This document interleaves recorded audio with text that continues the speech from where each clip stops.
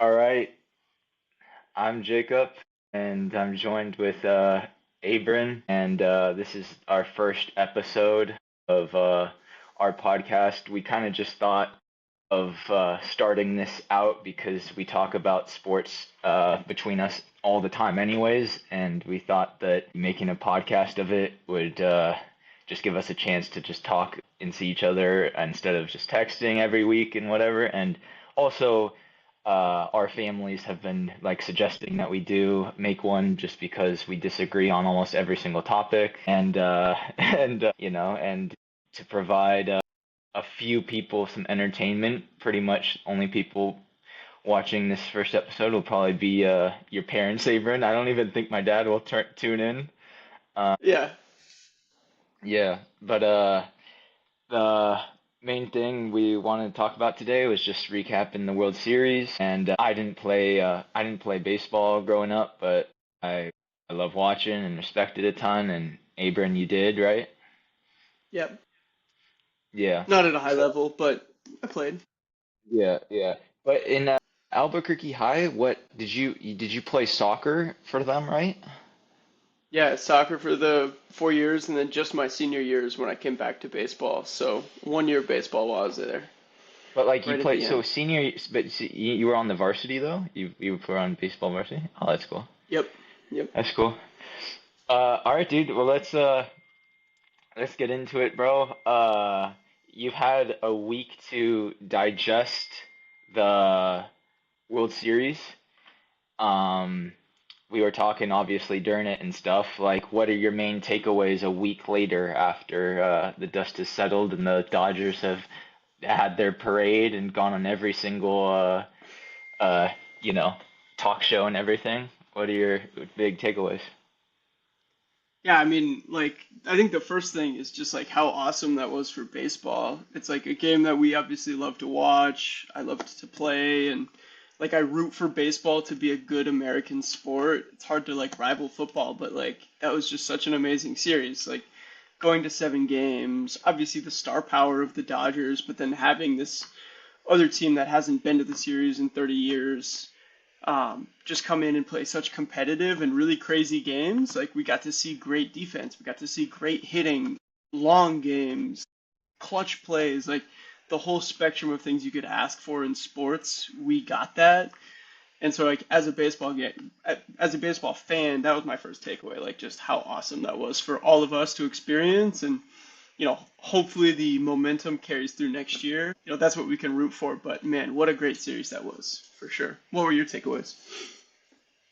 Yeah, I mean, it was one of the greatest sporting series like I've ever seen, you know? Like there Yeah. obviously was a couple crazy games. You know, you could say the last game 7 was one of the best just games ever, you know? And Yeah. it was just like and it was just I mean, it's just crazy how close the Blue Jays were winning in game 6 and 7, you know? Yeah.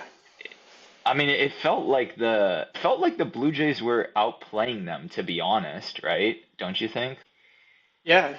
No, I mean, one question I actually had for you, because I know you were rooting for the Dodgers, is like in some of those moments in Game 6 were obviously like must win for the Dodgers, and then especially in Game 7, starting early, like how did you think that the Dodgers were going to win? Because there were a few moments where it's just like there's no way they get out of this. And I know that goes both ways. The Blue Mm. Jays had their fair share of that too, but like there were huge moments where I was like, wow, like the Blue Jays have momentum, they got runners on, they're pitching well, and then it's just like, Dude, I mean, I thought that it was going to be over essentially every pitch when the Blue Jays, you know what I yeah, mean? Like game 6 when they had the runners on, I thought it was for sure over for the Dodgers. Then they got the yeah, double play, and then game 7, I thought it was over when the Blue Jays got a 3-0 lead, right? Like I thought that was over. I thought it was over when they were 2 outs away and the Dodgers got that tying homer. I mean, it was like their Dodgers back was up against the wall like so many times, and not just up against the wall. It was like the equivalent in tennis is like the Blue Jays essentially had like 5 match points, and Yeah, just couldn't know. Like yeah, they just couldn't finish. But it seemed like besides the pitching of the Dodgers and Blue Jays like pretty even. Like yeah, Yamamoto obviously carried, but like the hitting, if you took like Otani's numbers out of the equation, like the hitting of the Blue Jays was seemed far better, and then also their fielding was way better. Like yeah. the Dodgers had like several bad errors, but like it's just in those like they just didn't close them out. Like it's as simple as Yeah. that. Yeah, I mean, I think also a part of that is like, when do you make that big play? Like, did you make it at the right time? And for the Dodgers, they always did. Like that colliding play Yeah, yeah, in the yeah. ninth inning in left field, it's just like nobody ever makes that play. They run into each other, but Yeah. somehow Andy Pages holds on to it. It's like, okay, they made the play at the right time, and I think like the Blue Jays, when they needed a big hit with runners on, like in a few of their wins, they obviously got that. But in game six and game seven, runners on third, runners on second, bases loaded, in those situations, like oftentimes falling short. And so I think that's part of the excitement too, is, like you watch this series and it's like, okay, maybe overall the Blue Jays seem to be a better baseball team, and you could make an argument for that. They looked the part. They were, like you said, playing the defense. They were hitting 1 through 9 too. Like, Yeah, exactly, you know, exactly. it's like Andres Jimenez bats ninth, and you're like, oh my gosh, this guy's hitting 400 with runners in scoring position. And so they looked like the better team, but then at the end of the day, the Dodgers pull it out, and I think it's timeliness Yeah. matters But too. even So before that, it's like ultimately, like I'm sure the Blue Jays manager, is telling them that, like, we did we left it all out there, right? yeah, yeah, And it's not like they choked in terms of like dropping a fly ball, or something like that. yeah, But it was just like, before that Pages catch, the like ground out where they threw back to home, and it was like this. No, but it's like, and if he like a matter of like just 2 inches, and like yeah, they literally win the World Series like on that yeah, exact run. You know what I mean? So it's like yeah. it's just like I mean, I've never seen, like I texted you, the only other time I've seen a World Series come down to the wire, uh and the winning team literally saving like the match point was that like Cardinals, where they were down Yeah, to their well they were down to their last strike, dude, like last strike. yeah, But like, and I feel like this was like just as much, honestly. yeah. I mean, like you said, they were down to the last few inches, and that Yeah. guy Ian Kiner Falefa, like he got a bunch of heat for that because he's like, "Why are you not taking a bigger lead? Like the series would have been over." And it's like hindsight's kind of 2020. Like But you what do don't you know. think? He's taking a Did small you lead. what did you think of that exact play?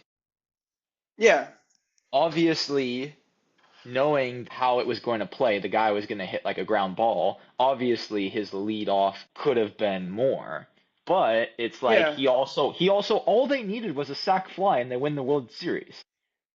yeah, Yeah. So like he probably he knew that, right? And so he wanted to be close to the plate and to tag up, right?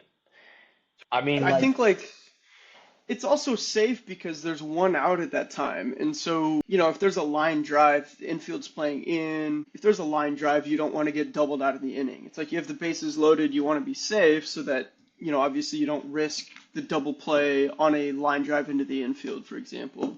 But I think the criticism is like, you also know you have to score. You have a chance to win the World Series if you score. And so it's finding that balance, also knowing like, all right, if you have a sac fly to, anywhere in the outfield that lets you score, you have 3 or 4 seconds while that ball is in the air to get back to the bag. You could be Yeah, yeah, halfway to home that's a and good, you can make your way yeah, back yeah, to the yeah, yeah, bag. yeah, yeah, yeah, yeah, Plus you have plus you have the third base coach standing there. He's watching that ball in the air. So you don't even have to be looking for it. All right, it's in the glove, now I go. He can send you. And so I think that's the other part is like trust your coaching there. Maybe they have a role too. I do think they have a role. Like, hey, you can get a bigger lead here, but my guess is, maybe the third baseman was close to the bag. I don't remember where they're like worried about No, it getting wasn't doubled even. He out. wasn't even. I So, mean, I don't like from my memory. yeah, He wasn't like within like touching distance of it. Like yeah, which is yeah, why like the photo that like went viral was like yeah, so it looked so bad because you know um yeah. uh The other the other thing I think the other thing I have to like rewatch is like what did the grounder actually look like? Because like part of it is he might freeze like if it's on a line and it bounces in front of I think Miguel Vargas, he like kind of stumbles on the play. Because I remember it being hit like kind of at an awkward balance or kind of caught him in between, and so the other thing is Ian kind of Falefa might have just froze a little bit, and instead of like the moment that ball hits the ground, I'm sprinting to go score, he well might have a short he lead, definitely didn't do that. and then no, yeah, and then no secondary, and so now like all of these like small little pauses of like, oh, is this a liner that's gonna get caught, and then like not taking a secondary for who knows what reason, maybe to not get too far off the bag, like those little small things I think add up where now you're 6 inches from scoring the winning run in the World Series and instead you're out and it goes to another at Yeah, bat. and here's the other question I have is that on that play, like there was a sports science done. Do you remember sports science, the ESPN Yeah. thing? Yeah, yeah, it was sick. Rest in peace, John Brankus, by the Yeah. way. He Well, was yeah.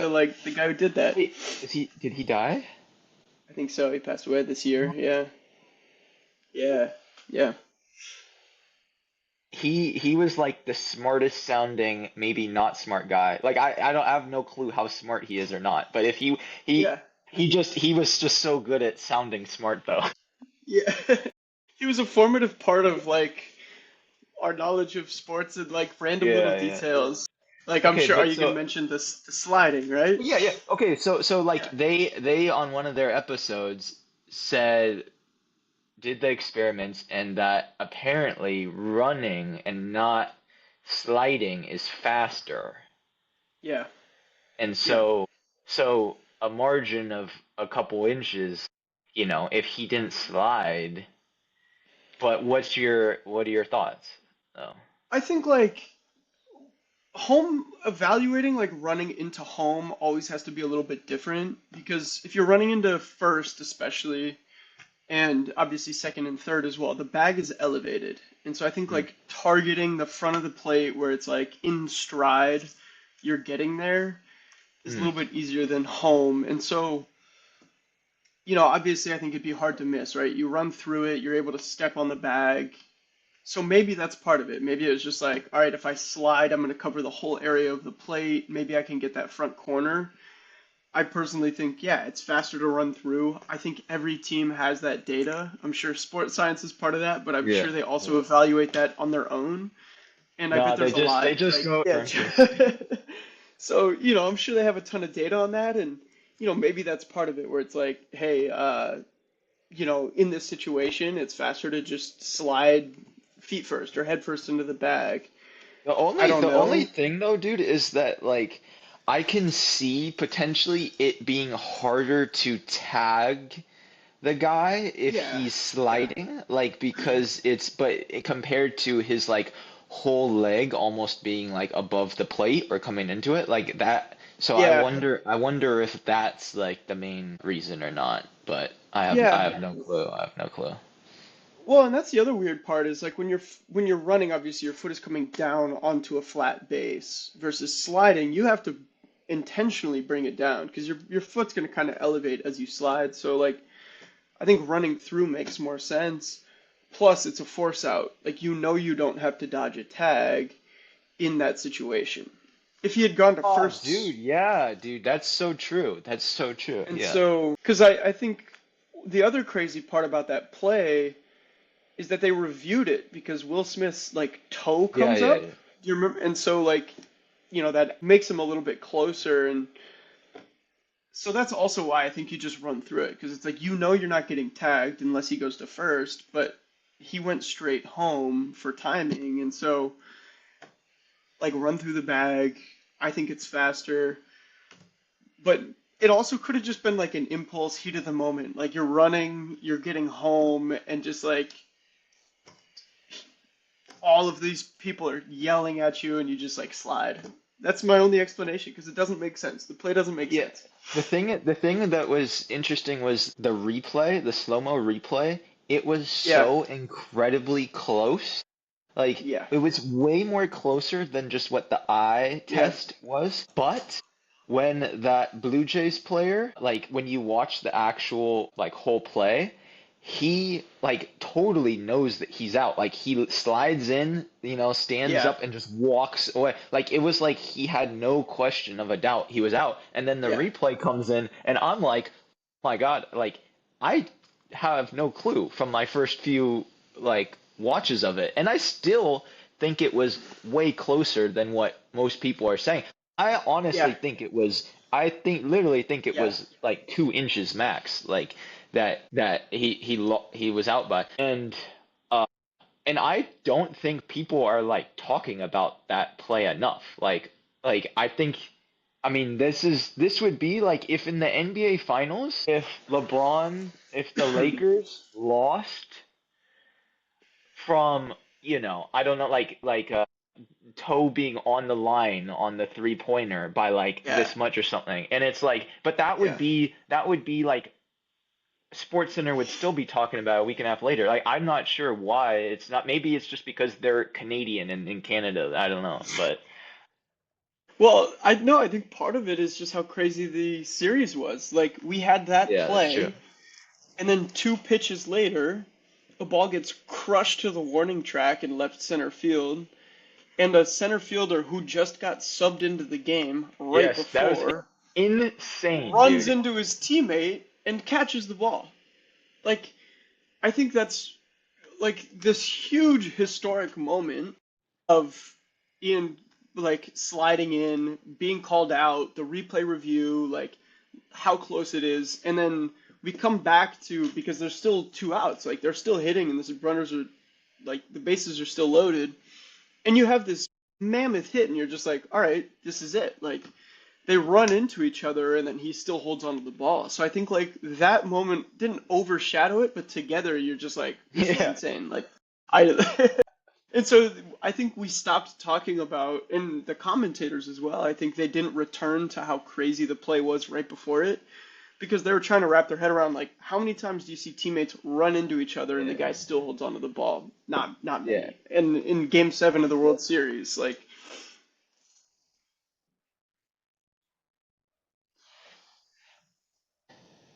yeah, this was the bottom of the ninth. Yeah, this is Yeah. so yeah, the Dodgers had yeah. So the Dodgers, so you already had that Miguel Rojas The homer game tying homer. Yeah. game tying with 2 outs away from it all being over. I Yeah. mean, it's like what did you think when you saw that? When that happened, I honestly lost so much. I was just like, there's no way that the Blue Jays can recover from that, especially because the whole part of that at bat was like, you want to get this out because Shohei is next. Yeah, Like, yeah, yeah. this is the bottom of the lineup, and you have Shohei on deck, and so I think everybody was already kind of jumping to that. Like, you don't want to face him. You want to get to the bottom of the ninth or at least not with a runner on base because you're losing by one. So you don't want to put Shohei up with a runner on base. And then he hits this monster shot, and you're just like, whoa, like Yeah, but they wasn't just it? tied the game, Yeah, and wasn't it's it? insane because it's just he hasn't hit at all in the past few months. You don't like he didn't even play at the start of the World Series. Like he became a part of the lineup, I think, in Game 4 or something. And part of that was like, just getting a veteran in there, better energy, playing second, obviously shuffling around the lineup with Mookie Betts. Like he wasn't a part of like the starting lineup in the first few games, and now all of a sudden Miguel Rojas is tying the game. I was like, Dude, but he ooh, also he that, also he also was the one who threw to home on that. yeah, He was also the one that threw it home. But okay, so it's four. The thing is, it was 4-2 for the Jays, and yeah. I forget what inning Will Smith hit the wait, no, it wasn't Will Smith was later in the Max game. Muncy, Yeah, it was yeah, Max Max Muncy. That's Muncy. right. That's right. Yeah. But like, I mean, dude, like I mean, it's just like again, dude, they were up 4-2, but then they also just got, two solo shots, man. And Yeah, it's like they weren't even yeah, they weren't even they weren't even like batting that well. Like it was looking pretty bleak, to be honest. And yeah, then they just come up with these like most clutch solo shots like ever. yeah, It, yeah. Well, and that was met with like the Blue Jays also missing some opportunities. Like even the inning before, like they get the 3 runs on Shohei, I think in like the bottom of the third maybe or bottom of the second. But the inning before that, they had the bases loaded, and Shohei yeah, gets out of it without a run, I think. And so like I look at that and it's like you've got, you know, you've got an opportunity to score at least 1 run here, and that ends up becoming a really big run. Obviously, the game plays out differently, but I look at those solo shots and like they probably aren't as important if you score a couple insurance runs. But when it's 4-0 and then all of a sudden, all right, 4-2, 4-3, and then obviously the Miguel Rojas one 4-4, you're like, holy shit, it's a yeah. tie game. I Like mean, I hear it, you, bro. I hear you, dude. so But crazy. basically, I hear you. But basically, what you're saying is like you're like the Jays didn't do enough because they didn't get to 7. Like that sounds great. Like 4-0, it's Yeah, like yeah, you're right. any Jays fan would have done anything before the game to have a 4-0 lead going into whatever Yeah, inning. You know what I mean? So it's like, yeah, yeah, of course it would be nice if they were up 7-0, but yeah.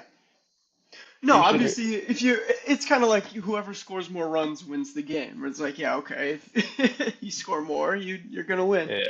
I think it's just like, for me, it was looking back at some of those little moments where it's like, all right, they didn't get a bunt down with a runner on third. It's like, oh, Yeah. that bunt would have been really helpful, or grounding into a double play to end an inning, strikeouts instead of getting a ball in play. Like those are obvious things that like in baseball always happen. We always point them out, but in Game 7 they just stick out more because it's like that makes the Dodgers come back, and it was little by little. Like you said, it was a solo shot. It was a solo shot. It was a solo shot. Like all of those little things are a lot more accessible if you don't get those runs. And so I think that's why I point those out because I remember them a little bit more, like the bases Mm-hmm. loaded in the second inning. I think I probably wouldn't have recognized that as much if they just win the game. I wouldn't have been like, oh, they didn't score more. So they took Otani out in a bit of a jam, and then did they put in either Glasnow or Snell, right? Who did they put in there? I think they went with Glasnow. I think it was Yeah. Glasnow and then Snell. Yeah, Then and they then went with a couple relievers, and then obviously Yamamoto like yeah. finishes. Bro, what do you mean a couple relievers, bro? You got put in the game, Yeah, dude. Sheehan, my guy, Emmett Sheehan. Bro, That's true. they literally put, dude, they game 7 of the World Series, bro, and they're putting Abram Miller into the lineup, dude. Yeah, That's insane. Dude, have yeah, you okay, if anyone's wondering what we're saying, Emmett Sheehan of the Dodgers is a literal clone of Abram, except just the 6'5" version. And yeah. With those gas. and his arm, and if Abram's arm got replaced with the cyborg. But Yeah. what have you always known of this guy? No, I had no idea. I didn't even know who he was, even in part of the like playoffs. Eli, my old roommate, shout out Eli if you listen to this. He texted me as well, kind of right around when you guys texted, and was like, "This is your twin." I was Yeah, like, yeah. "Who?" Because the picture was of him in the minor leagues. Like he didn't even have a Dodgers hat in his like You profile, and said I was that's like, that's "Who the what you're hell saying. is?" That's what your buddy sent you, or what? Okay. Yeah, yeah. So I was like, I have no idea who this is. And then the next night I was watching the Dodgers, and he gets in, and I was like, "That's him." And so then I obviously Dude, saw so the so so resemblance, but before I no idea. texted you about it, did were you watching the game with Bristol and did she see him and think that it was you too or what? No, she didn't watch enough, so she didn't notice until I mentioned. I was like, "Hey, like that's the one that everybody's like saying this is your twin." Yeah. And then she saw it. She's like, "Oh yeah, that checks out." And I was like, "Well, there are a few differences, but yeah, I crazy mean though." it's like yeah, but it's like some people have like people they think they look similar Yeah, and it's like you can kind of get just dude honestly I feel like it's as close as I've almost ever seen. And I it's can't and unfortunately, dude, for you, I will never be able to unsee it. So every photo, every photo of you, bro, I just am seeing him, yeah. dude. Okay, so let's go. So now, what were your thoughts, dude, when Yamamoto comes into the game in that ninth inning? I mean, the first thing is just like what kind of human is able to do that? Like he threw 96 pitches or something like that in the game before, which was again one day before that. So that was my first reaction. Like even when they showed him in the bullpen with his jersey Mm. on, I was like, "There's no way this guy throws a warm-up pitch." I was just like, "How do you even get your arm But to do that?" wasn't it the previous day that he threw, like he played? Or Yeah, was no, it was there? literally like 24 hours before. Yeah, yeah, He yeah. threw Okay. 96 pitches, and he's Yeah, throwing, yeah. yeah, it's not like he's a knuckleballer or like anything like gentle on the arm. He's throwing 100 up there.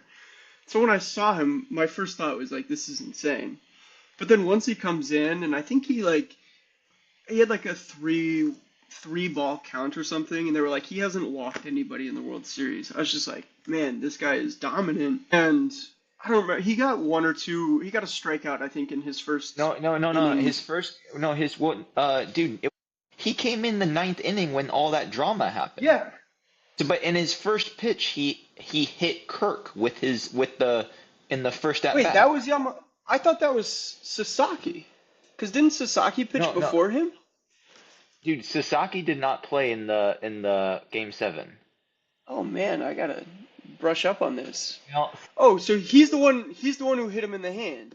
Yes, Okay. yes, yes. And he Okay, and so now that I then recall that, my bad. yeah, Yeah. No, he it was crazy.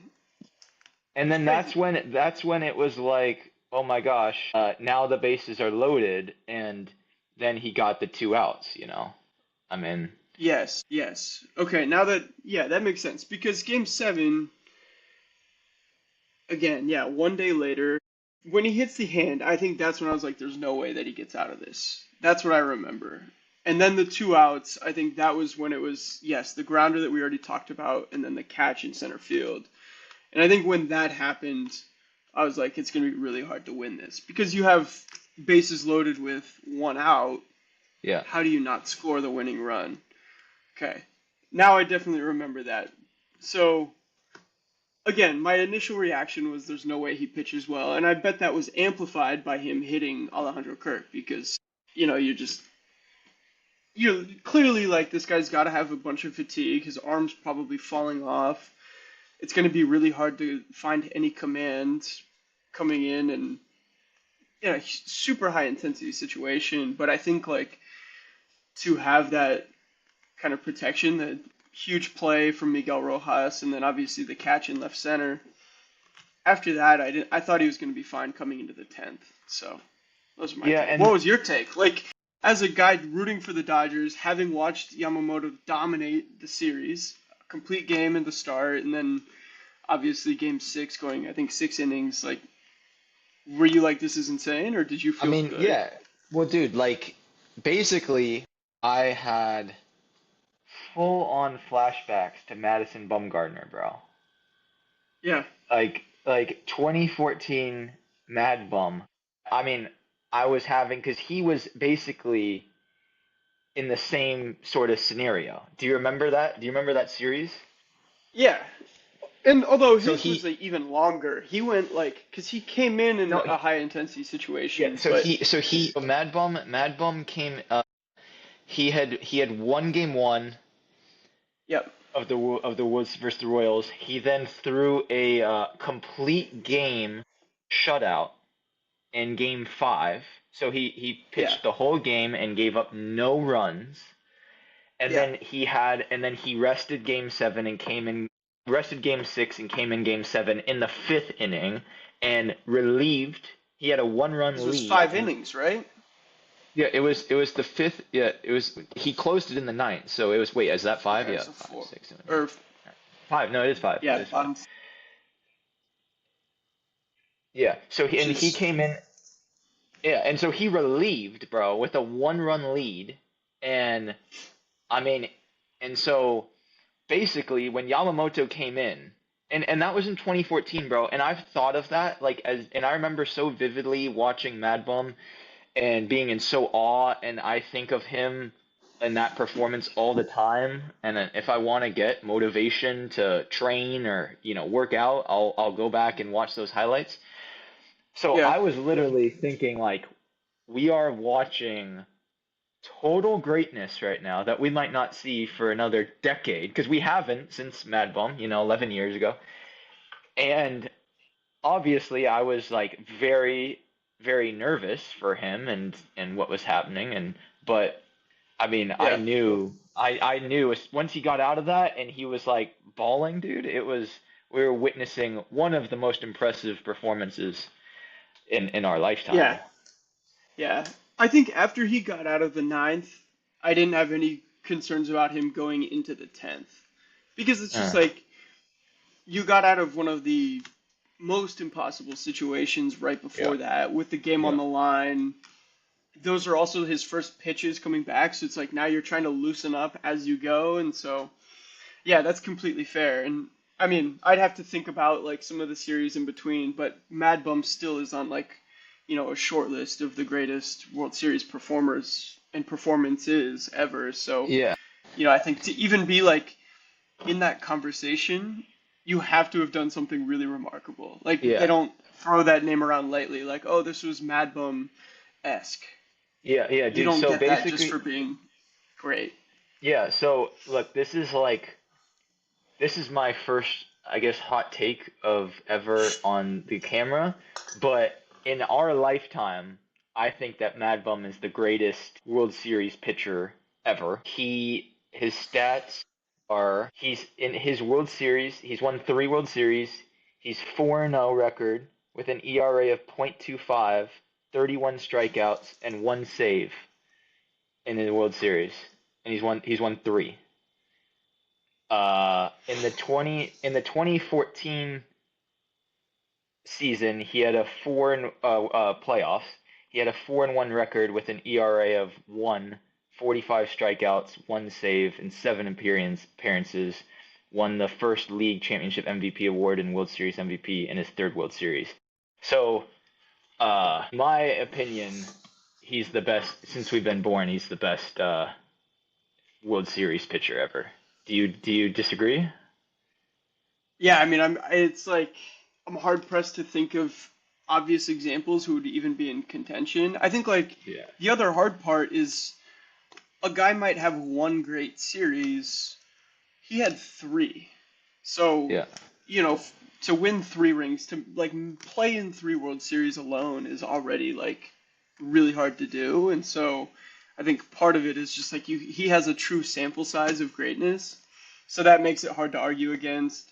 I think the only other thing that might be hard to argue is positionally. Like I'd have to look at are there any closers who just were like Mariano Rivera obviously blew Yeah. like a Yeah. famous one against Luis Gonzalez, but otherwise like Mariano Rivera is the greatest closer of all time. So he might be in this conversation, but also they have completely different roles in the baseball game. Like Mariano Rivera is not throwing a complete game because he's not a starting pitcher, he's a closer. So I think as a starting pitcher, because of the volume that they're asking him to pitch, the situations that he comes into pitch, it probably has to be Mad Bum. Again, in our lifetimes, Bob Gibson otherwise would be like the Mm. conversation outside of our lifetime, but I'd have to do more research. But yeah, But dude, his you name know that, jumps off the list. His bro. name jumps off the list. Yeah, bro. He's the goat, bro. Dude, you know that I love when we talk about like goats and stuff. Yeah, Dude, I only ever like talking about goats like in our lifetime. You know, I've said that, right? Because yeah, it's just so hard to compare eras, you know? And plus like it doesn't seem like we can really talk on older eras when we're just going off like, stats and stuff. I mean, sure, you can go back and watch the games, but like, I think that yeah, as time goes on, sports get more and more difficult, you know. yeah. I mean, I think I would generally agree, right? Like, I'm not gonna. I I do agree it's hard to compare eras. I do think appreciating the history though is important, and also mentioning like these like transcendent players or these players who had such huge moments. And that's why I said Bob Gibson. Like his Mm. 1967 series was like truly incomparable. His 1968 regular season, truly incomparable. And so like I think I have to appreciate that history because even in that moment like they lowered the mound because of him largely. And so I think the history still matters. We have to recognize like on these short lists of greatness, even though it was now 60 years ago, his 64 and 67 World Series, it still matters. Can Yeah, I yeah. compare that to like Yamamoto and Bumgarner? Not really. Like the game has evolved so much. Guys don't throw as much. Like the way that teams scheme around pitching and bullpens is so different. Um, so yes, I agree. Like right now, we can compare just in our lifetimes. But as a historian of sports, like and someone who's interested in that, I have to mention it. I am obligated to do that. I can't let people forget about like other greatness. So that's Yeah. my little two Dude, cents on so that. so a question that I've had that I've tried to ask like a few people that like for instance one of my tennis coaches, his son is a real good high school baseball player, and basically I just don't know Yamamoto coming back the next day. Like, how sore are you from throwing 90 something pitches and playing the next day? Like, because obviously it's like unheard of, right? They get 5 days in between starts, and some people, I think the one of the Padres people who's the pitchers they just signed, it's like in his contract he has a clause like he can't pitch, they can't force him to pitch this many days or whatever. And so I just don't know if baseball players are just super conservative with the rest in between, like they actually can push it more, but they just choose not to. I don't know how actually sore their arm gets because I'm not comparing tennis to baseball. It's the baseball pitch, they get way more external rotation on their like shoulder and elbow than we do on our serve. We get way down here, like our racket is pointing down here, so we get really impressive uh like shoulder I don't even know how to describe this, but they get Torque. crazy, yeah, they get crazy external rotation on the front. But we play every single day, and the tournament you have to Yeah. win five matches in 5 days, and if there's a rain delay you have to play two matches in one day, and we're having to run, do sprints for 2 hours and stuff. So my question is, yeah, just all that. Like basically, how in actually how bad a shape are you usually after you pitch like a? Yeah. I mean, first, I can't pretend to know much about the like anatomy of it all, but I do know that that would be like excruciating. I mean, in my own experience of throwing not even near the same volume and at best like half of the velocity of Yamamoto, my arm felt like it was gonna fall off. And so like I mean the amount of force that is going through his arm, through his shoulder, And then also just that snapping motion of his wrist and stuff is, you know, you have this kind of reverberation back into the arm. Like, I can't imagine how that felt. I'm sure it might have been supplemented. You know, I don't know what the training staff has on hand. Supplemented, bro. Get that out of here, dude. Dude, not everyone is juicing like Barry Bonds, bro. Come on, dude. No, I'm not saying juicing, but yeah, I bet it was really painful. And again, like he might have also, you know, maybe they go through just like little light warm up. Maybe he had been throwing light all day just to keep his arm kind of loose. I'm sure they use heat in different ways. But in short, like to throw 96 pitches, and I don't know if that's the exact number, but it was a lot. And to throw them hard, like like I said, he's not a knuckleballer. He's putting his body into this, and then come back the next day and throw multiple innings.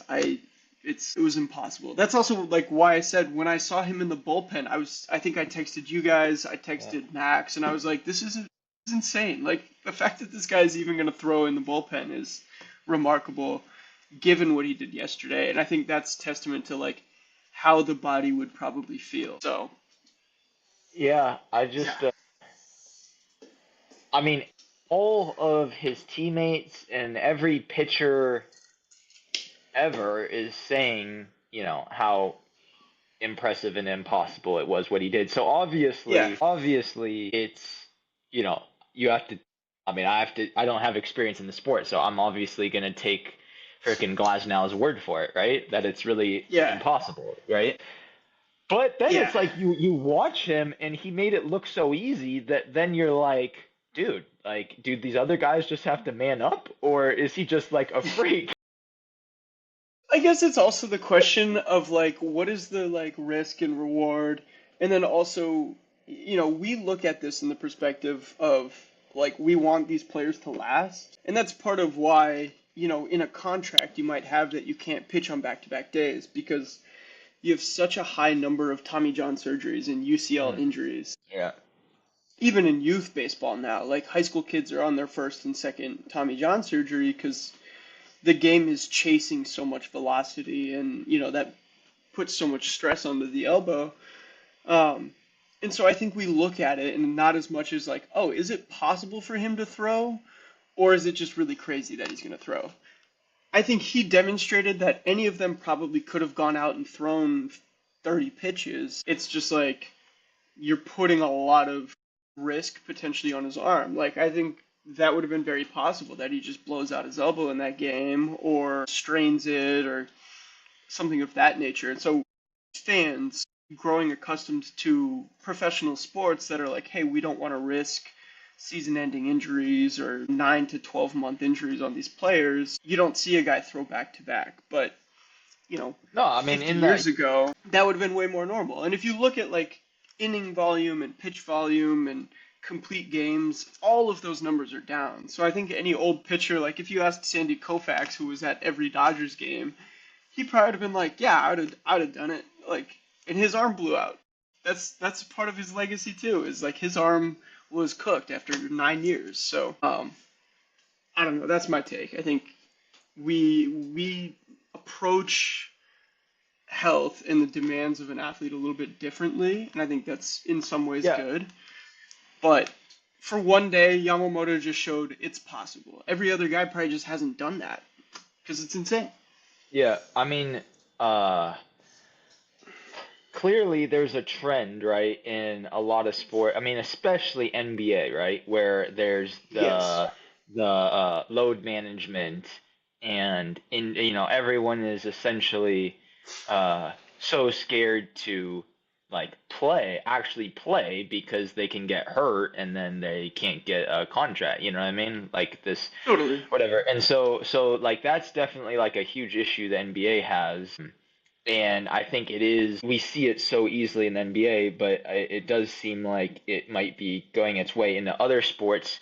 Like Yeah, NFL, you don't see it on Sundays. On Sundays, everyone's like going obviously balls to the wall. I think, they get paid like a game check, they're paid per game basically. yeah, But in the NFL, they've gotten rid of like padded like practices, or like full Yeah. contact practices in season and stuff. Yeah. And so there definitely is, these athletes are viewing are, it's we've never lived in an era that people have been so prioritized their health. And because now it's like in these sports, like it is possible to play until like late 30s, and then Yeah. how much more money are you going to make playing until your late 30s compared to 30. And so Yeah. um so that's an interesting like little wrinkle of all this where, yeah, probably people like sh- hashtag David Goggins don't know their like absolute limits. You know what I mean? Like Yeah. it's like Yeah. he's like you when you think you can quit, your body can go like 60% more. You know what I mean? And Yeah. so, but you still have 60% left, but you might blow out both your knees in the process. Like so. Exactly. And I think that's the balance is like David Goggins might push me to do more, but A, I might hate it, first of all, so like, screw that. But the second thing is like, what am I actually trying to achieve? If you do it in the middle of the regular season, you're not going to achieve much, No, right? of Like you might get course, of one win. course, yeah, of And so I course. think that's why the Yamamoto thing is like, we just hadn't seen that because it's like, how many times do you have a situation where it's even reasonable to pitch a guy one day after he threw? And pretty much the only time that is now even remotely possible is Game 7 of the World Series. And Yeah, but so, it'll be you don't think like for instance next year in these like best of seven series, for instance Dodgers maybe give Yamamoto one less day of rest somewhere so he can start 3 games of the seven. You know what I mean? Like I don't know. Like yeah, do you think anyone will, or are they just gonna keep doing their normal I like think league? like, no, I think they would stick with it. Because the other thing too is, A, like he was just on an all-time heater. So part of it might have just Yeah. been like he had so much confidence and momentum going into it. And so I think same with Bumgarner, for example. Like when a guy's feeling it, you just kind of have to trust that. And so I think that's part of it. So changing your whole rotation or like how you structure games, you're relying also on the inertia of like, is this guy actually just pitching well? So I think part of the decision revolves around like the in moment, how is the guy doing? Yeah. And the second thing, teams have to be careful pitching a guy too much, especially in relief, because, if you get in the regular season a few at bats off of a guy, you might not make many adjustments, but they're all still professional hitters. And so, after 20 innings of hitting against Yamamoto, if they really try and push his inning count, then they might start figuring out little details. They might find like, hey, now I can catch up to his fastball, or now I'm Mm. adjusting to his slider. And so, that would be my only other thing is maybe the data says after 20 innings, hitters batting average goes up by point oh. I think baseball also has that element of the game and that's why some relievers, like even if they're pitching well, you're like, wait, why aren't they going in for a second inning? And it's just like they're shelving him. He's going to be back Yeah. next game for his little 15 pitch outing. He's going to get his outs, but it's in small doses because you don't want like these teams to get used to, their one or two pitch arsenal. So I don't Do know. you do you think? I mean, I know you haven't been to Japan, and I don't know how many Yeah, Japanese people you've met, yeah, but their culture is a lot different, and they. sure. I mean, I've been to Japan twice now. I've been there like 6 weeks in total, I guess, and I know a lot of Japanese tennis players. One of my best friends and teammates in college was full Japanese.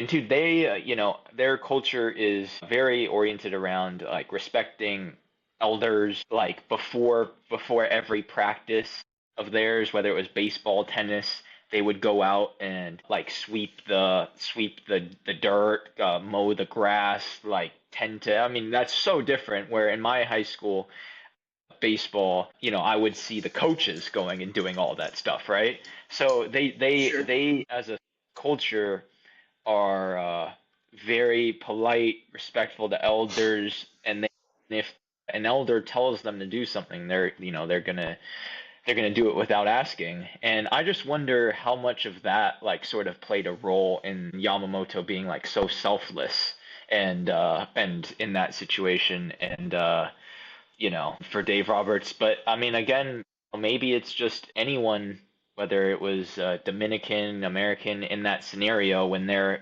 pitching that well, maybe they would all get up for a game seven, relief. Yeah.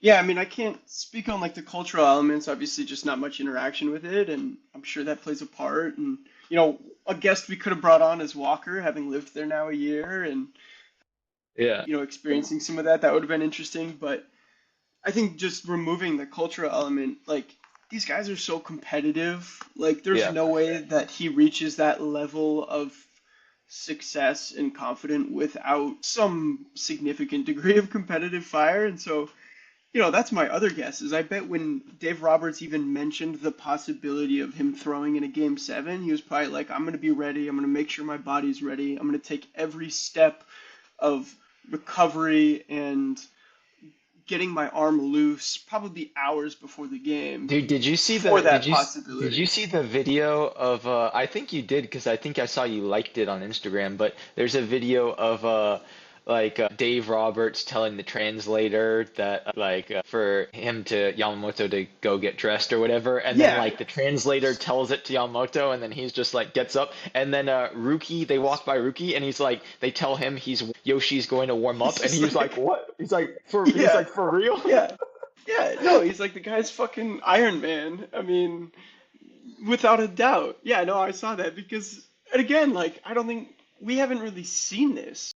I Hmm. mean, it doesn't happen in the regular season. It didn't happen last year in the playoffs because rarely does the situation call for you're pitching less than 24 hours after you threw almost 100 pitches or maybe more. Like, we just don't see that. That's crazy. And Yeah, it's so, so tough in that scenario because every pitcher, every athlete has their normal like recovery process yeah, that yeah, makes them feel also their body, but also mentally makes them feel like they're ready for the next time they go out there.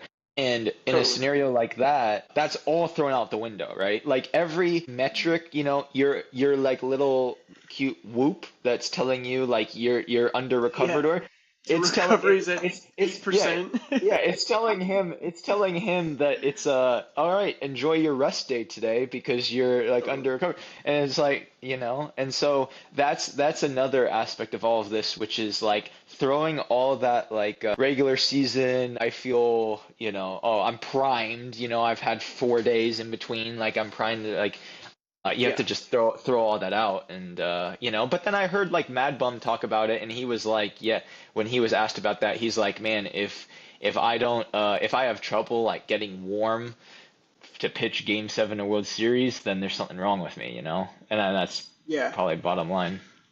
I'm sure he had so much adrenaline pumping. I'm sure he knew he was like there was a possibility of him throwing, especially like, I think that 18 inning game kind of throws like the collateral of that one game. All of your relievers throw, Yeah, guys yeah, build yeah, up pitch counts that you probably didn't anticipate. Yamamoto threw a complete game earlier in the World Series, and so I think like there's probably a lot of questions swirling of like how do I prepare? But I bet the adrenaline, the competitiveness, like I need to get in there.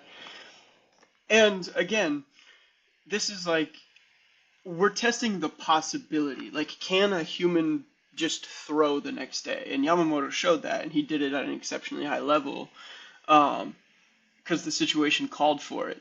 He might never be in a situation again the rest of his career, and I bet he has a long career mm, where he would have to throw the day after because they're not going to do that in the regular season. They might not even do that in a, you know, divisional round or wild card round of the playoffs. Like it might be reserved for a game 6, game yeah. 7 of the World Series, which again is just like a rare thing to be in that situation. So, really historic and a remarkable feat.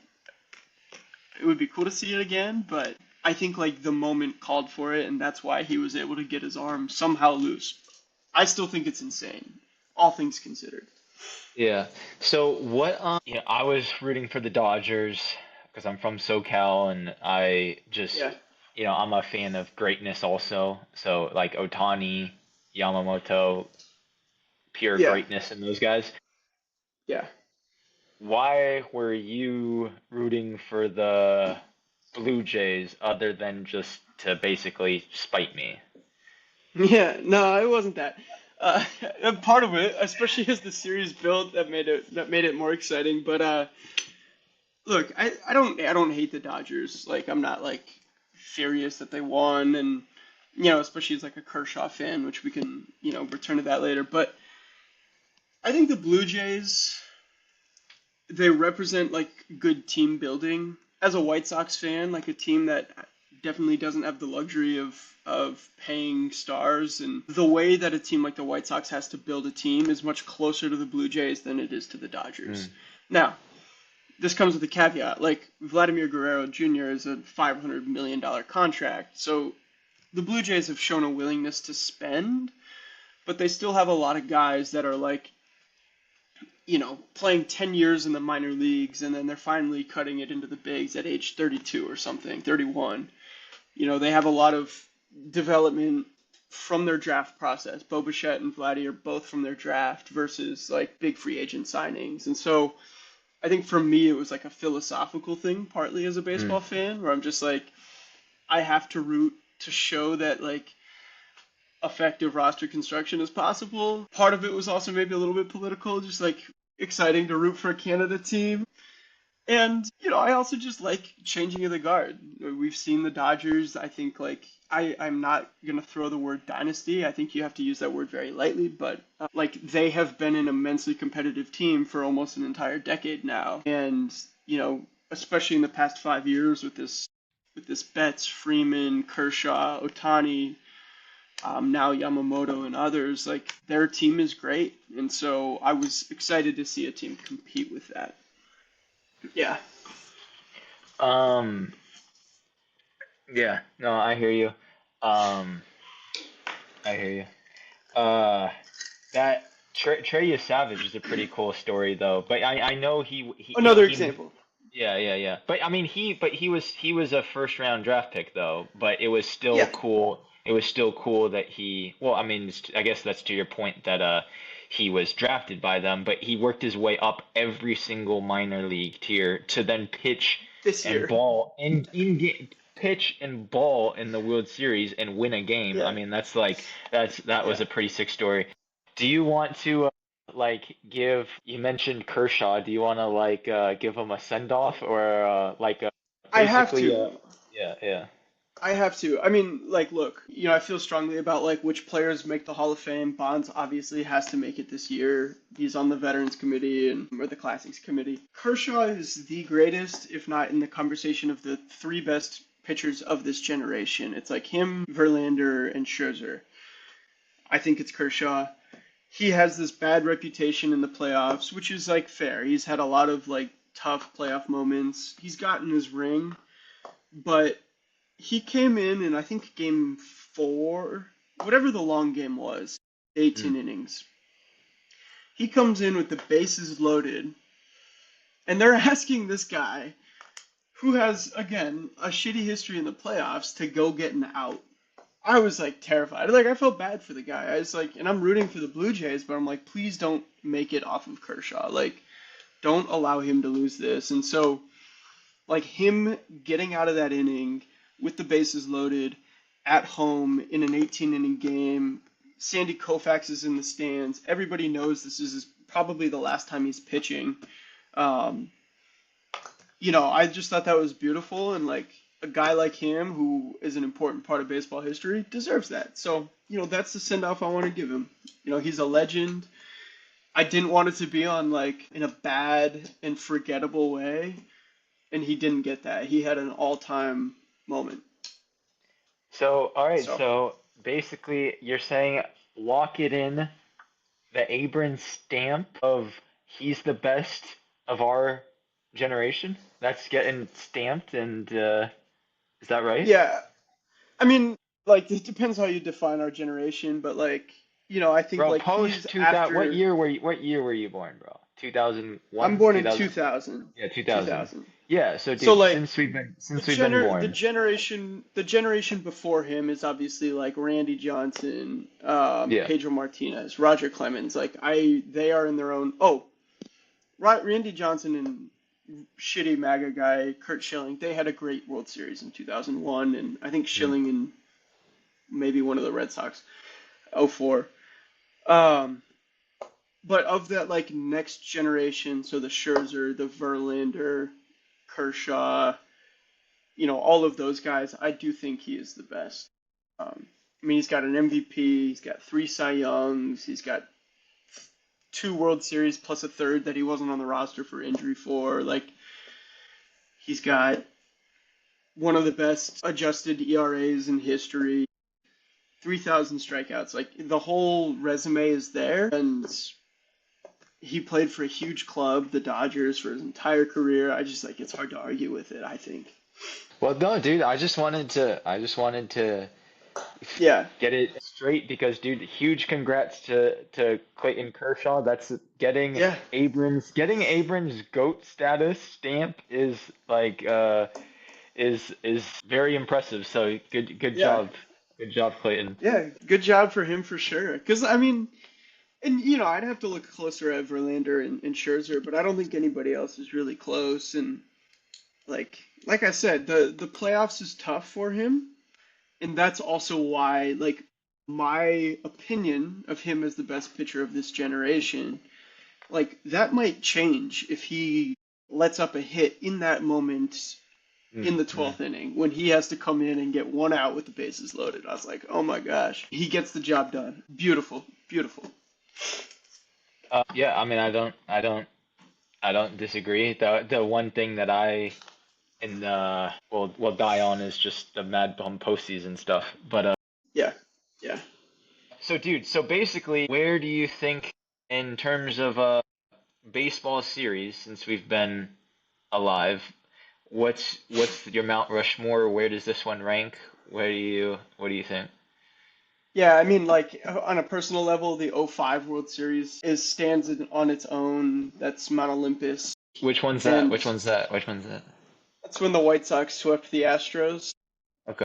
So obviously, as a White Sox fan, it matters, but it's also important because Dude, that's like, I forgot that you.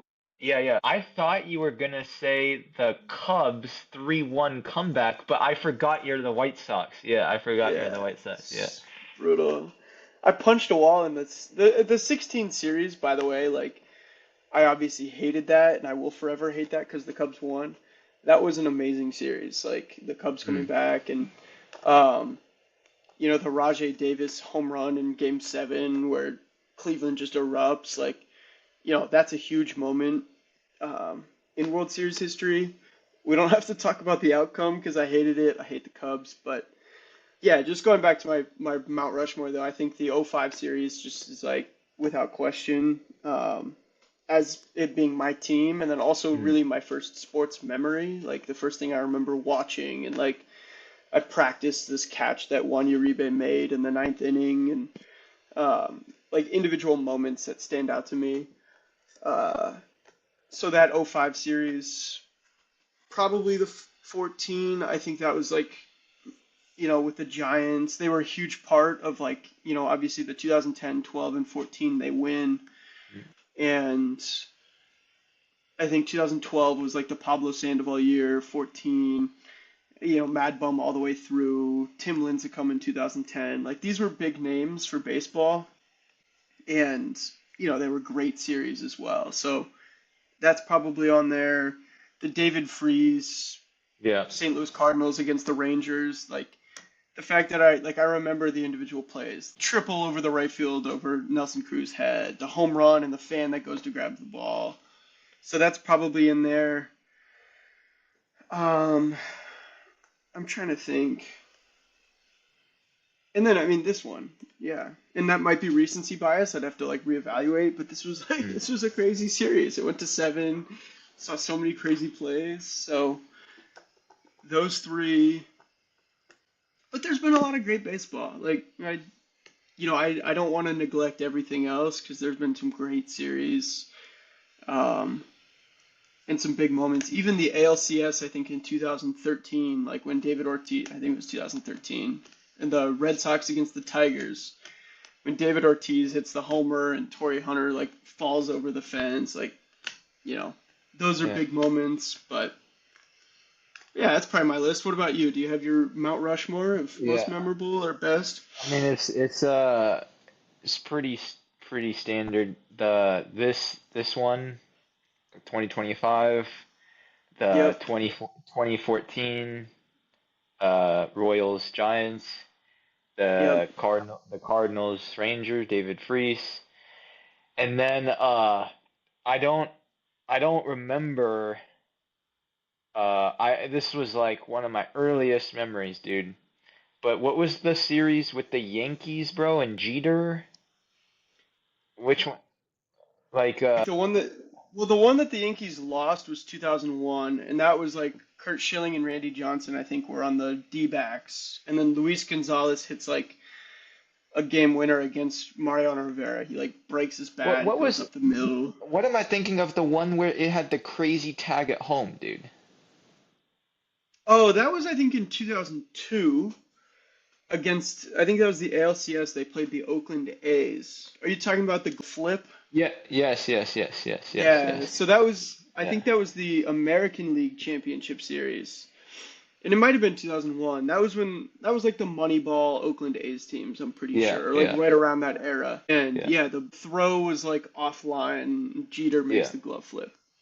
Jeter's Yeah. overrated, by the way. That's not a hot take. He is. But it was a famous play, and so that was in the American League Championship Series. Yeah. Yeah. But those would be my four.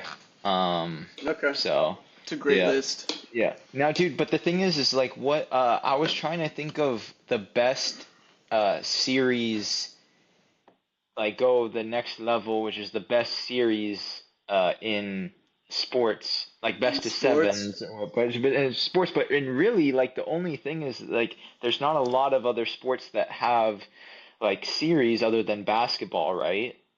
Like, Yeah, I mean, hockey would, but I wouldn't remember hockey besides like, obviously the Blackhawks won a few series, but like I don't know hockey well enough to yeah, recall.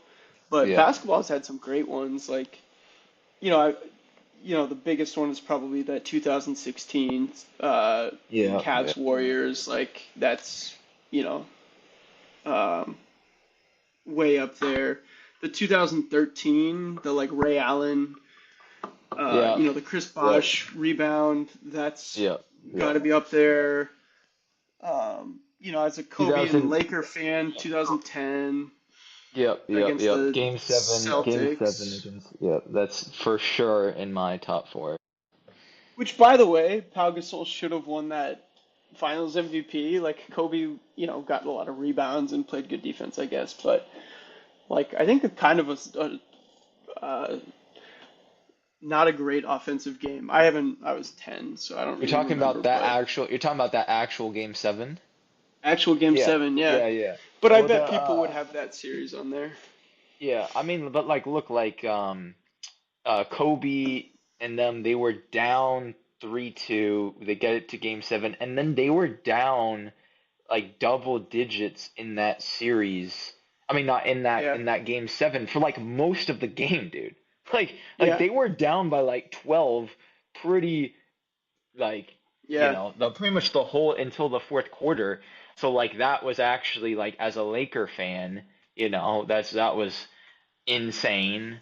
And but dude, another sneaky basketball one, bro, is and I didn't watch really the series because I'm not a fan of either of these two teams, but the Raptors versus 76ers with Kawhi's buzzer Oh, beater, bro. the bouncing ball. Yeah, Yeah. that's true. That's true. I actually watched some of that. I think that was 2000 what, 18 maybe? 2019 somewhere. 2019 because that Yeah. was Yeah. the Raptors won that year. Yeah.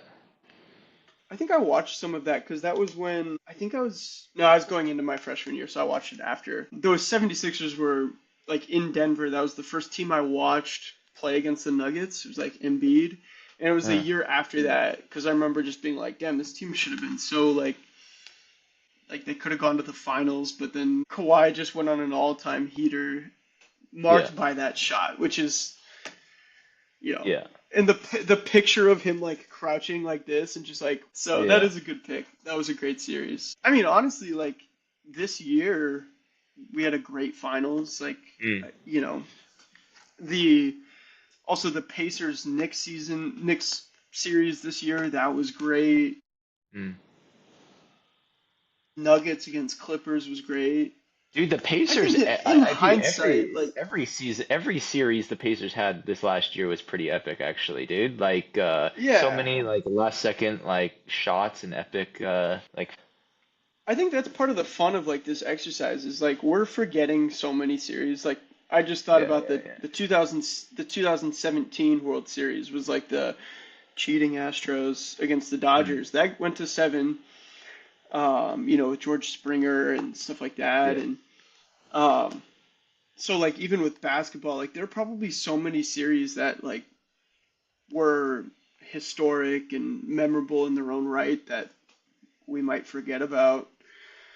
Yeah, well, I'm just trying to think like when I try to think of like best basketball series, I just try to think of like iconic like buzzer Moments. beaters and stuff. Yeah, Yeah. and I mean, you mentioned like the toe on the line game, like the Nets yeah, with Bucks, KD, with with KD, like yeah, that's yeah. I remember where I was. I was in Mobile, Alabama. Shout out to the Jobson family and like we were watching that game. That was pretty memorable. Oh, dude, Yeah, it's true. I have a another series that this would be in my top four of any sport, and I don't know if it's considered like a series or not. But bro, uh, dude, you have no idea what I'm about to say, man. You have no, dude, Liverpool, Barcelona, bro. The Barcelona's 4-0 up. game? Yes, dude. Yes. And then it's like Uh, corner taken quickly. Origi. Like, I was dude. such a like gosh. And that I mean, was kind of like I I think like the Liverpool. beginning of the There's no reason for me to like Liverpool. I've never been, but like, dude, that's my favorite soccer club. So, Yeah, that was, I mean, that was also just an insane moment because that was kind of the final, like, that was the end of really Messi's, like, great era at Barcelona. I think that was 2019 or something. And he had, like, in the first leg of that matchup against Liverpool, that's when he scored this, like, famous free kick, I'm pretty sure. And so they have this huge lead, and obviously they blow it. yeah. And it's capped by that fucking corner kick where you're just like, what like this never happens at the professional level.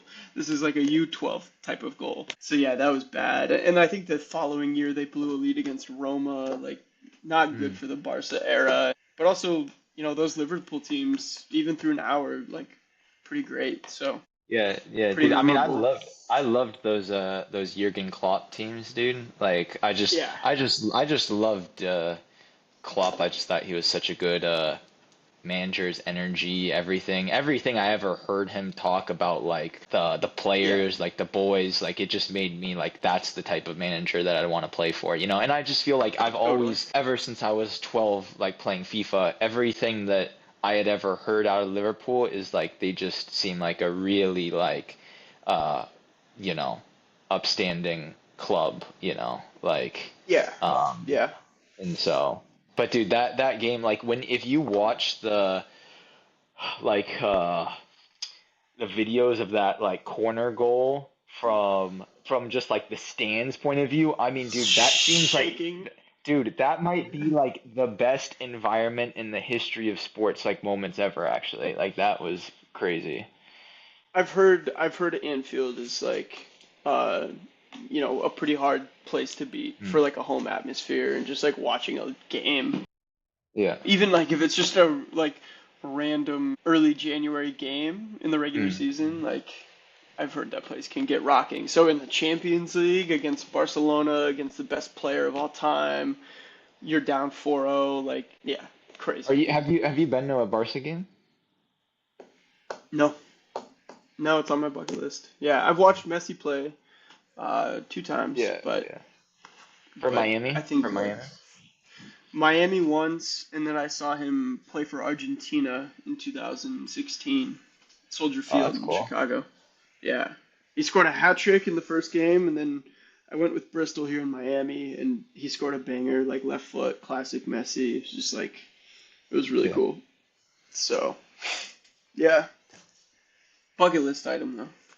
Yeah. Well, dude, Yeah, with Aunt Mags, that'll for sure happen at some point.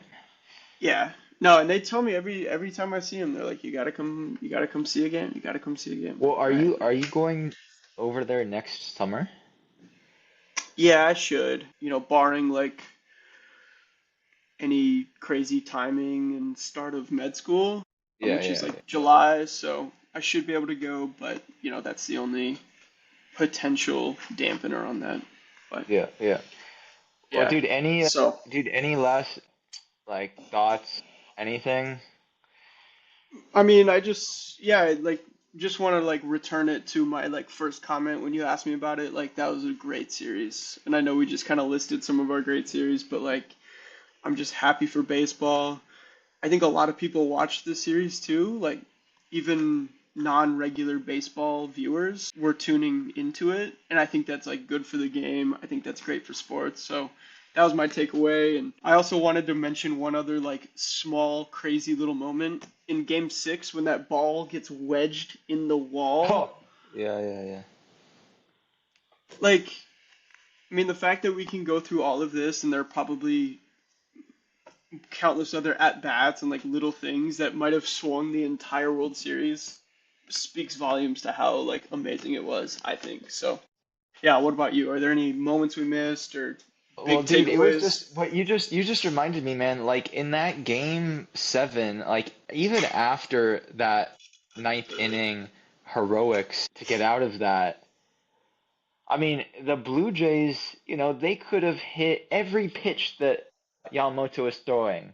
Was 10 out of 10 anxiety because I said Yeah. I thought that the way that the series was going, without a doubt, they were going to hit a walk-off home run to win. Yeah. Yeah. It I just it think just it's seemed yeah. after losing the 18 inning game too, I was like, they gotta get this is like their comeback for that. They lost a double game. So they're at home. It's been 32 years. They've got all these like crazy stories going. Bo Bichette just came back from injury. It was like this place is gonna be rocking. Yeah, and they were so it's just crazy, right? They at game six they Yeah. had that ninth inning. Every fan in that stadium thought they were winning it right there. Oh yeah. They go up 3-0, 4-0. They think they're winning it that whole time. So the whole game seven, they thought they were winning down to the being two outs away, bases loaded, all that stuff. They thought they was winning. Then even once the Dodgers tie it, they're like, okay, they didn't. The Dodgers didn't score, so now we have a chance to walk off. Like we can, and so it was Yep. just like every single pitch, man. I was so anxious Yeah. because I was just waiting for them to win it on every pitch, and then Will Smith hits the homer, and then when he hit that. I was like, okay, I can maybe the doors actually like that was the first time the whole series the Dodgers were now like in the control. And Yeah. but then Vladdy then got a double to Lead off start double. that. Yeah. Yeah, dude. Yeah. And yeah, and I don't remember if he got on third at some I point think in he that series. did. Yeah, I think yeah. 'cause I think the next guy, I think bunts maybe. Or it Mm. was either a bunt or something to move him over. And so then Yeah. he was on third, and then it was like the Addison Barger guy, and I think he got walked. And so they had first and third with one out. Vladdy was on third, Oh my God. and in This is first and third, that's when Alejandro Kirk comes up. mm. And because I think the guy who was hitting second, I think part of the reason he bunted, or maybe it was just a sac fly or something. No, it was one of those two. He was pinch hitting for Bo Bichette, I think, because Mm, mm. Bichette got pulled for like base running stuff for Kiner Falefa, who didn't get the lead off. And so anyway, it's first and third. Vladdy's on third. There's one out. He's the tying runner to keep the World Series going, and Kirk grounds into a double play. Also, sorry, before we go, I gave my flowers to Clayton Kershaw. I have to give my flowers to Mookie Betts because He's like, he's one of the best defensive right fielders in baseball. He goes to the Dodgers and they ask him to play shortstop. And now he's like, to functionally switch to shortstop and be considered, an above average to excellent defensive shortstop is also crazy. So for him Yeah, to and end the World Series, he has crazy. I mean, dude, you have to say, I know you said baseball isn't all about rings, but dude, he has 4 rings, right? Yeah. No, Yeah, I they mean, do matter. They do matter. yeah, he has 4 rings, and dude, like he had been struggling the series hitting, and then Yeah. he was the one who got like the big hit to for them to really get those 2 runs on the board, Yeah. I think, and Yeah. so dude, but crazy, but like even that, it's like again that with Vlad being on third with 1 out, I mean, it's just like, dude, my anxiety went up even just remembering this because Yeah. Yeah. it's the amount of chances that the Yeah. Blue Jays had, and that's what every athlete themselves would, feel for the Jays because they had so many chances while the Dodgers essentially only had the one chance and then they took it, closed it out, They were behind Yeah. and all of it. And so like I think that this is just like in summary for me, like it's just one of the greatest stories of chances not taken and Yeah. and it wasn't they were equivalently one strike away, not Yeah. actually one strike, but it was like in other situations one strike away, Totally. and like Totally. 5 different times basically, and so, Yeah. um, it's just that was yeah, I Yeah. think that I think the more non-baseball people were talking about this series like more than ever, honestly, and. Yeah.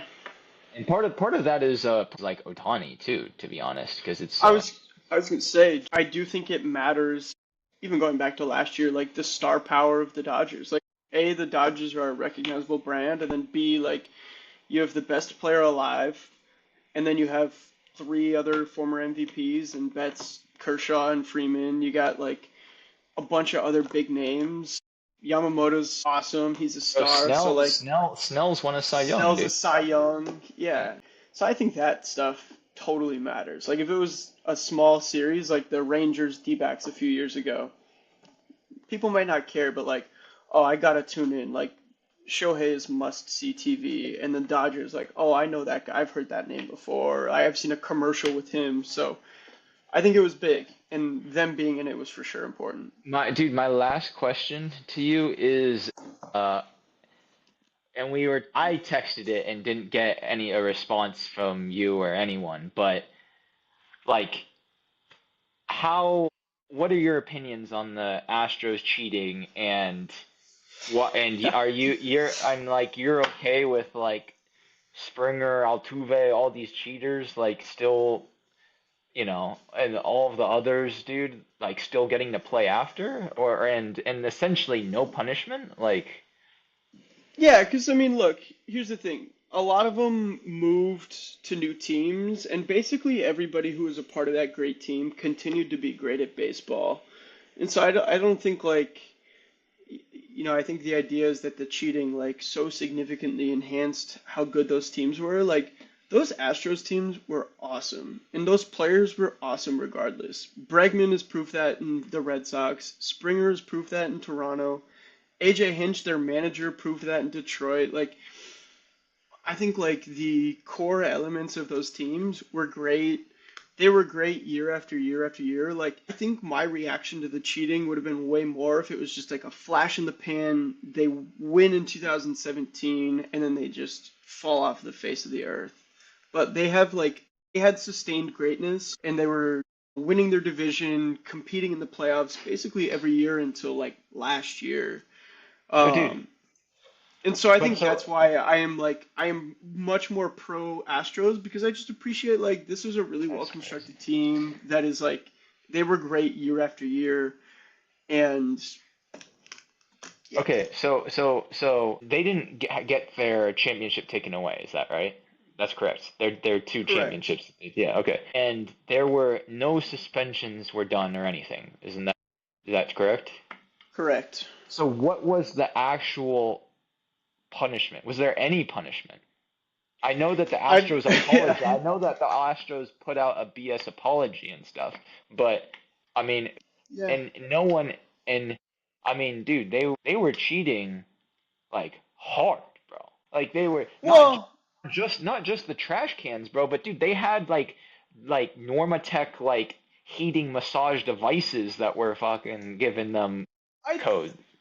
I think that's more conspiracy though. Like I don't think there's been like an MLB official investigation that has shown like, oh, like Altuve when he's covering his chest after hitting the walk off against Aroldis Chapman. Like I don't think that there's actually been Bro, but they've established evidence that the MLB has released. And so I don't want to like delve into that without like genuine proof, even if there might be compelling evidence. The other thing, you still have to go hit the ball. Hitting the ball is really difficult, even if you know the sign. And it's like, I don't think they knew the sign on every single pitch of every single at bat for every single series. I think that that is like inflated a little bit. And again, like the technology that was used, I think if the MLB truly had a lot more evidence of like really widespread rampant cheating and pitch to pitch sign stealing, I think the punishment would have been really no severe. or Because that because they didn't, I don't think the MLB, like their most important brand are the Yankees and the Dodgers. And so for the Dodgers to lose in these circumstances, I think they would have leaned towards supporting the Dodgers. So again, I don't think they had enough evidence to really show how significant this sign stealing was. And second, if they did, the punishment would have been way grander, okay, possibly removing that title. But okay. they didn't. So My it's not that thoughts bad. And I'm pro Astros.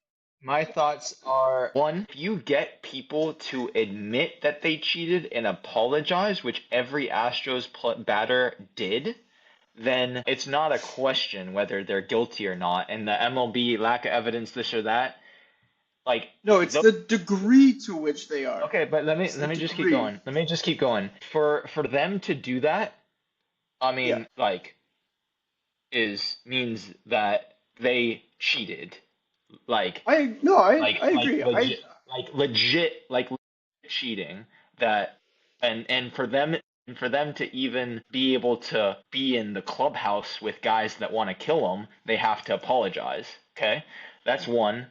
Second, to your point about the MLB stuff, like if the MLB had more more evidence for them to cheat, they would have taken away. I actually disagree. I think that the last thing that an MLB and NFL wants to do is to like erase a World Series or Super Bowl from their legacy and stuff like that. That yeah. just like they would rather every sporting league would rather just brush it under the rug and downplay it as much as possible. So I don't agree with that. Even if they had a ton of evidence, they would rather keep it in house and then then let the public know and everything. Because if they did, then and they didn't strip them, then it'd be crazy outrage.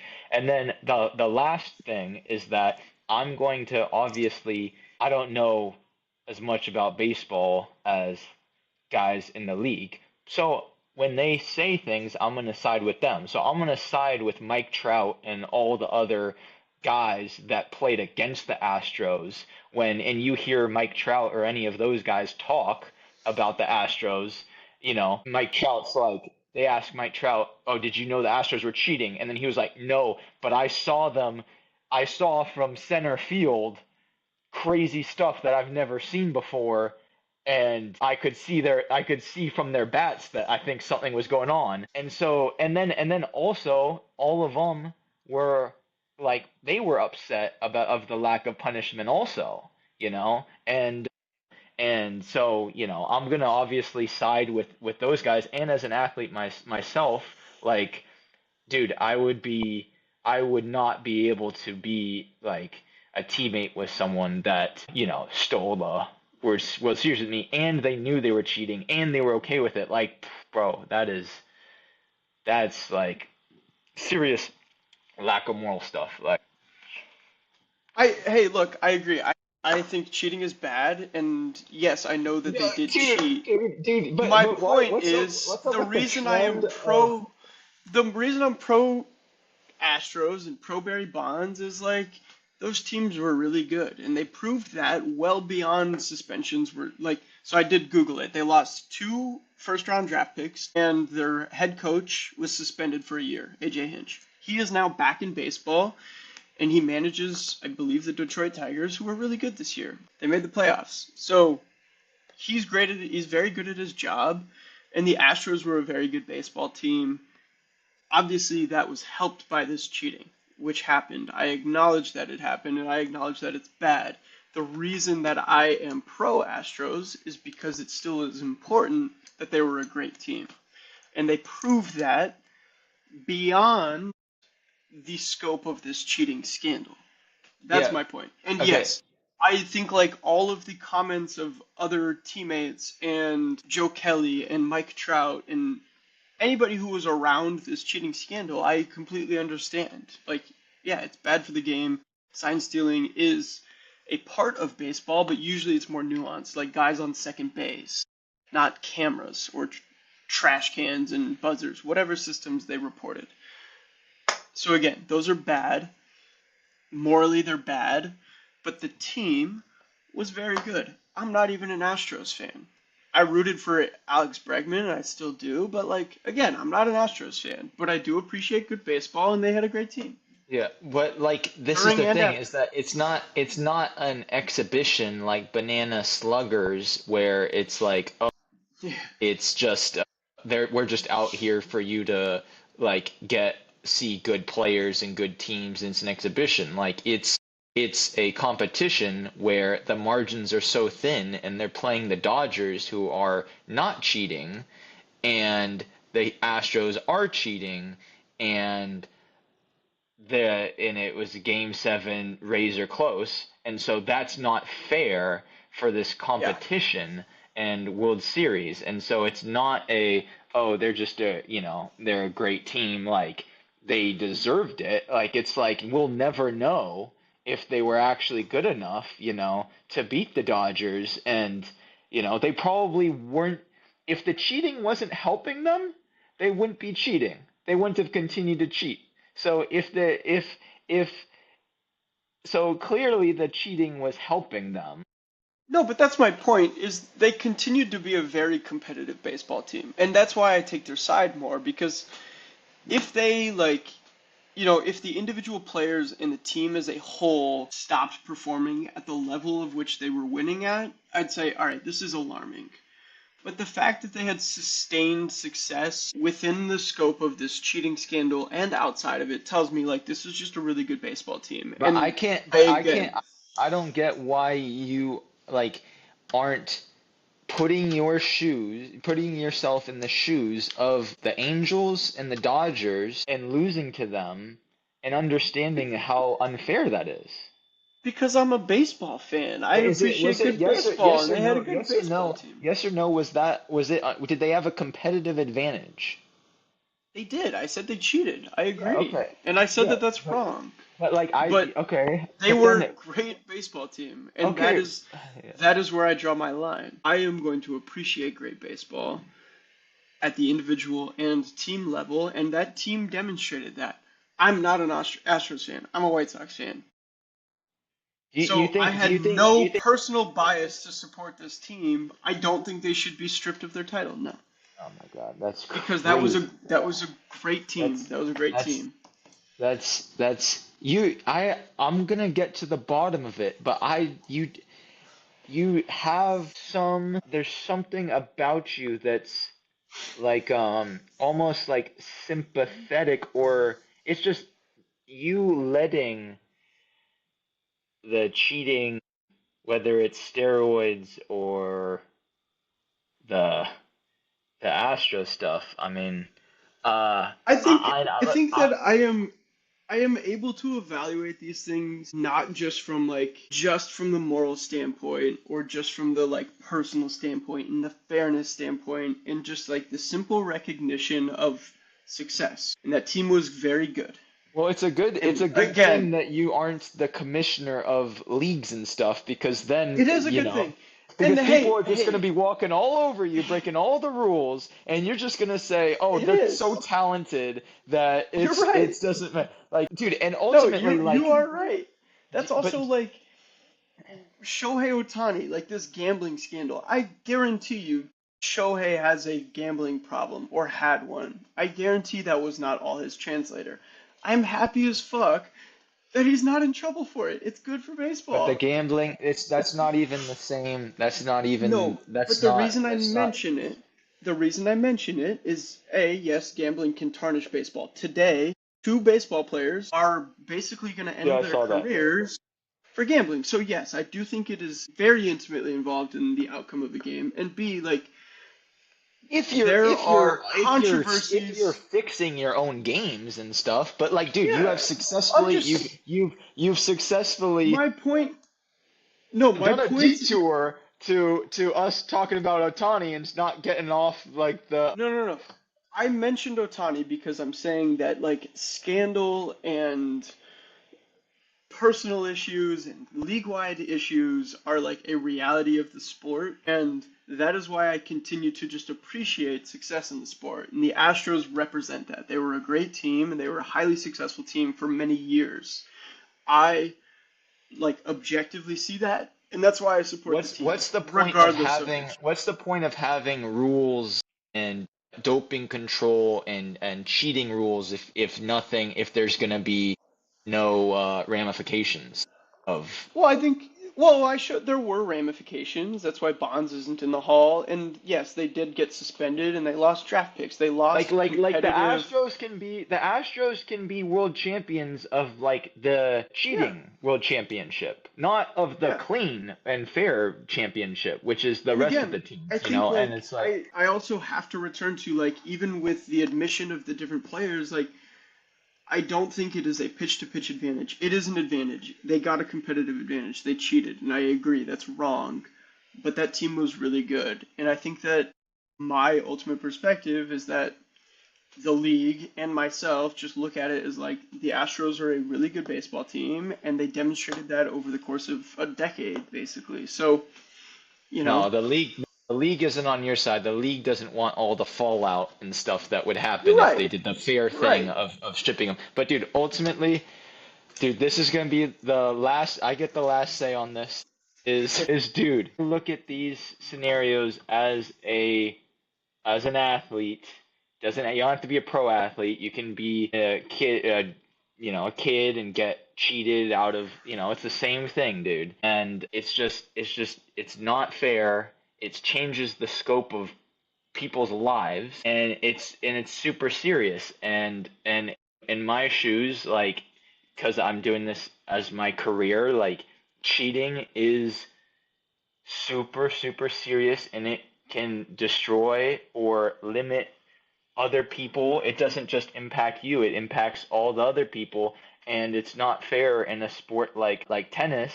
Even for a performance, not even a performance enhancer, if you get popped for weed, you're suspended for at least 2 years, And it's like how in the tennis world are we getting, you're getting more significant punishments, than the Astros did for straight up cheating for Bonds and all of them, And so like that's why, dude, and like the difference that if you dope and you don't dope, the performance enhancement, the scope of your career, it's just you can't compare and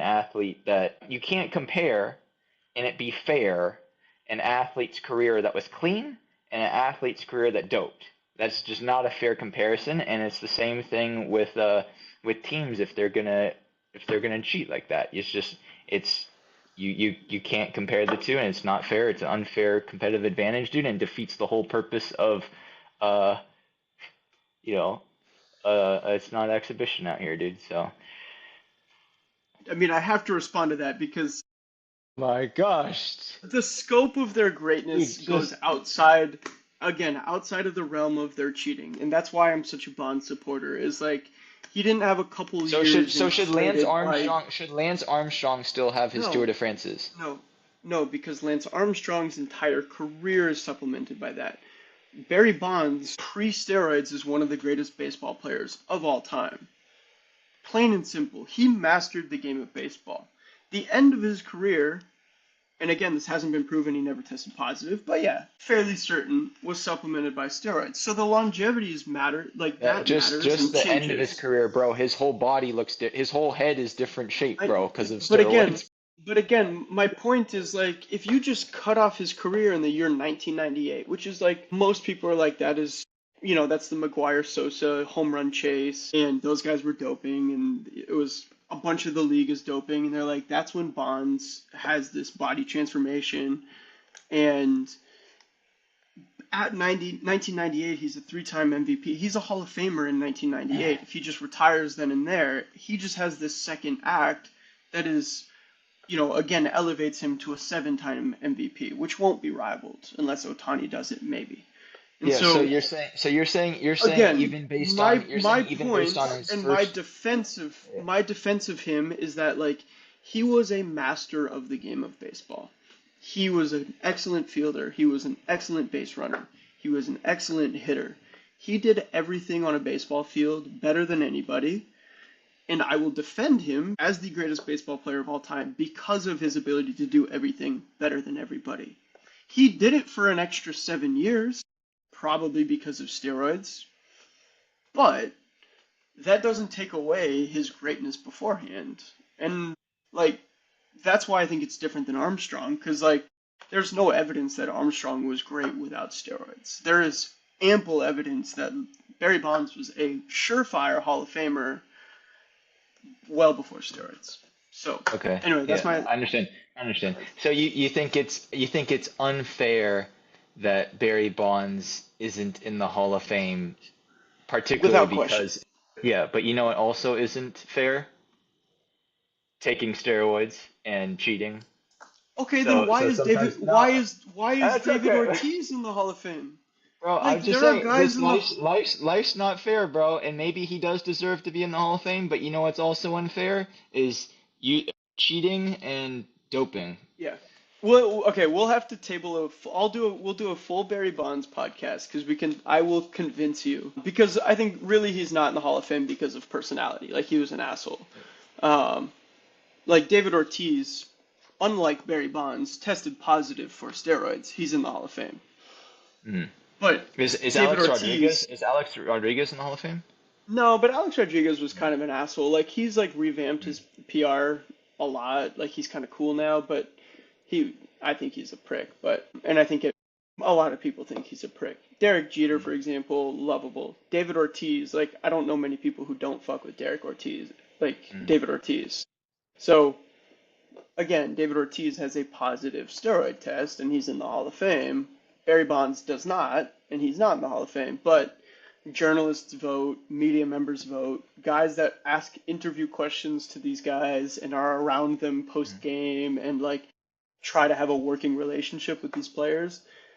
If you have a guy who's probably selfish and an asshole, like you might be less inclined to vote him, especially with this context of steroids. So that's why he's not in the hall. But you know, again, Yeah. Well, because if he wanted. otherwise, if it was just steroids, there would be a bunch of guys who are not in the hall right now. Like Mike Piazza probably almost certainly took steroids. He's in. Ivan Rodriguez, David Ortiz. Like that list continues of guys who have been speculated with a lot of evidence that they were doping from that Mm. generation and others.